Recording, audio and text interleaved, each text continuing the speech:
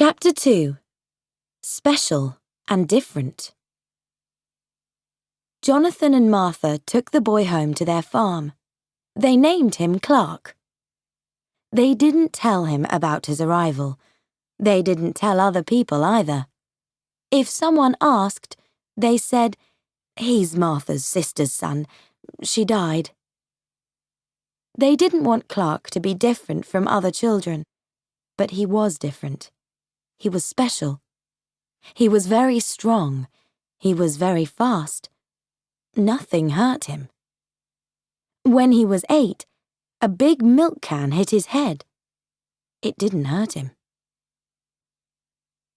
2001, Smallville, Kansas, USA. Clark sat at his computer.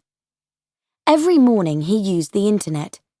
He wanted to find stories about special people, very strong people, very fast people. "Clark Kent," Martha called.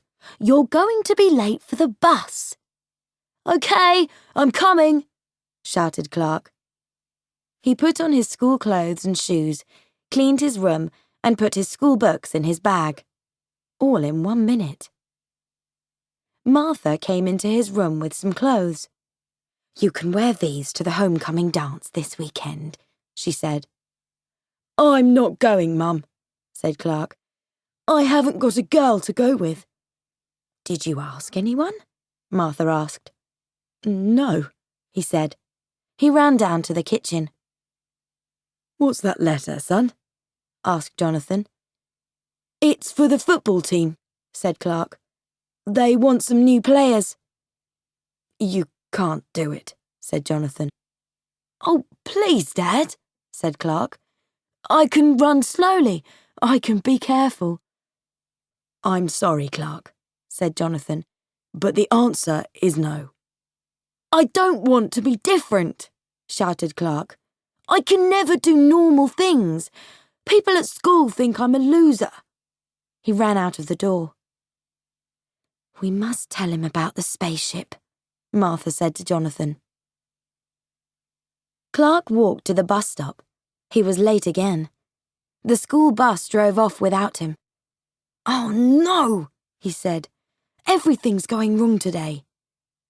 Suddenly, he smiled a big smile. He turned and ran through the field at 100 kilometers an hour. The bus arrived at school. Clark's friends, Pete Ross and Chloe Sullivan, were on it. Chloe was new in Smallville. Her dad worked at Luthercore. She wrote for the school newspaper and took photos for it. She was always ready with her camera. "Are you going to the dance with anyone?" Pete asked Chloe.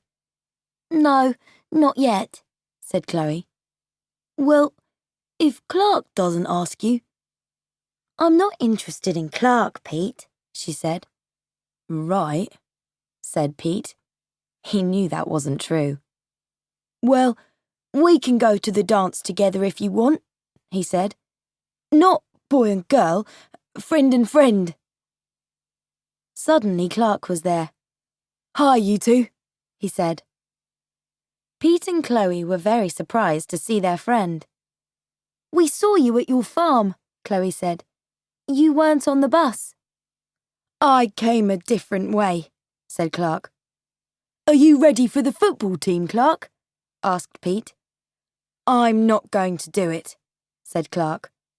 "But Clark," said Pete, "do you want to be the Scarecrow?" "The Scarecrow?" Chloe said loudly. "What's the Scarecrow?" "Shh," said Pete. "This happens here every year, Chloe. Before the homecoming game, the football players choose someone, a loser.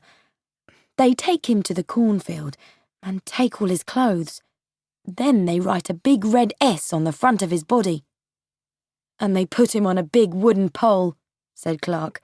"So he's a scarecrow." "How terrible," said Chloe. Then Clark saw a beautiful girl with long brown hair and a lovely smile. "See you later," he said to his friends. Clark walked across to Lana Lang. He was a meter from her. Suddenly, he crashed to the ground. His books went everywhere. Why does this always happen near Lana? He thought. Is it because I like her? Hi, Clark. Are you okay? She asked. Hi, Lana, he said. Yeah, I'm fine. She gave his books to him. You're reading Nietzsche, huh?